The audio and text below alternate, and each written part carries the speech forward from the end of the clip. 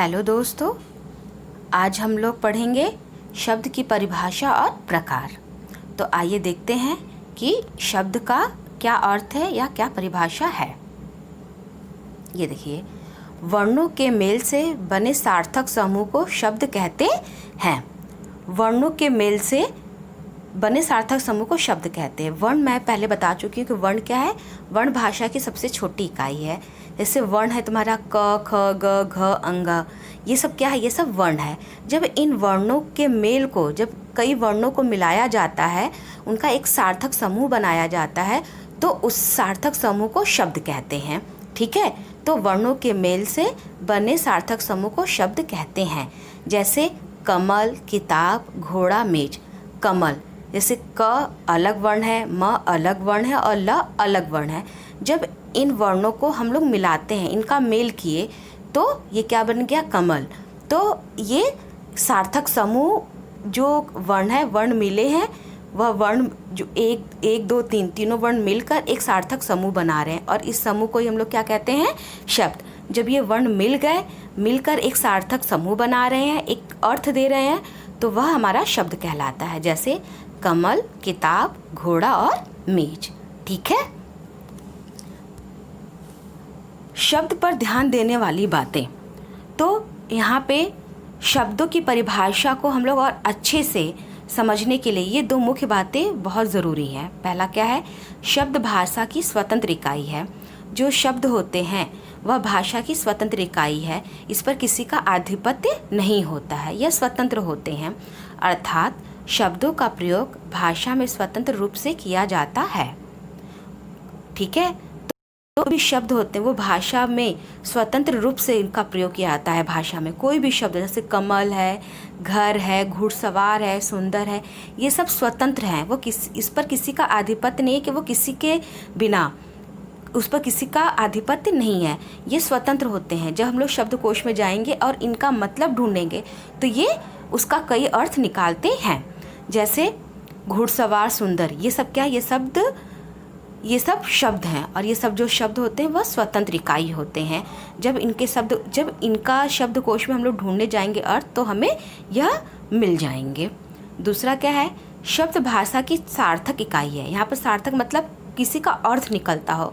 ये नहीं कि कुछ भी हमने लिख दिया, कोई भी शब्द जोड़ दिए तो वो शब्द हो गए, कोई भी हमने वर्ण जोड़ दिया तो वो शब्द हो गए। नहीं, शब्द की ये दूसरी महत्वपूर्ण बात ये है, पहला तो वह एक भाषा की स्वतंत्र इकाई है, और दूसरा यह है कि शब्द एक सार्थक होना चाहिए।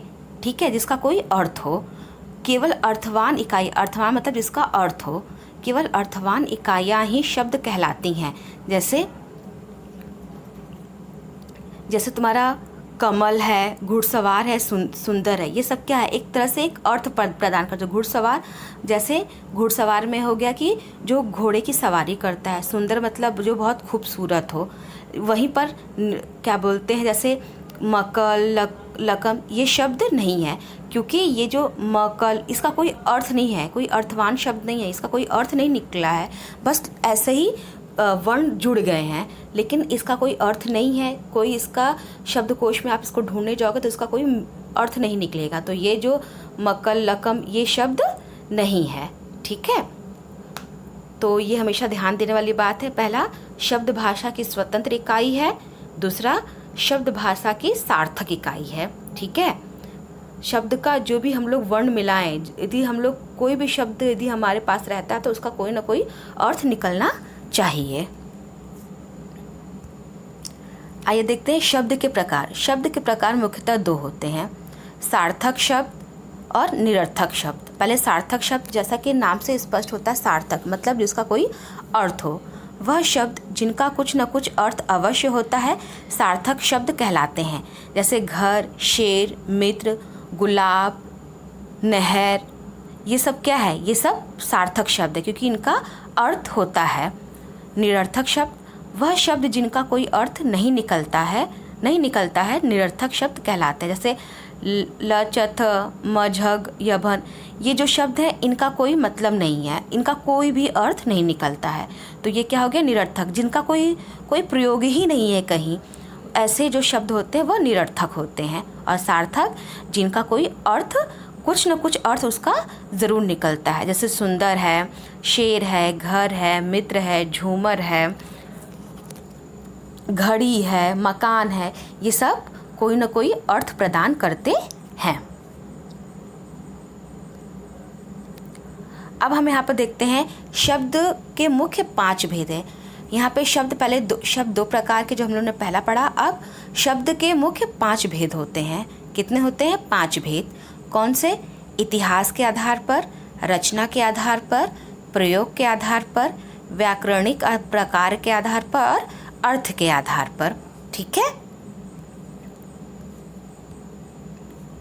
यदि मेरी जो वीडियो है यदि आपको अच्छी लगे तो प्लीज़ इसे शेयर, लाइक और सब्सक्राइब कीजिए। और अब नेक्स्ट वीडियो में मैं एक शब्द के भेद में एक एक कर आपको व्याख्या के लिए वीडियो बनाऊंगी। धन्यवाद।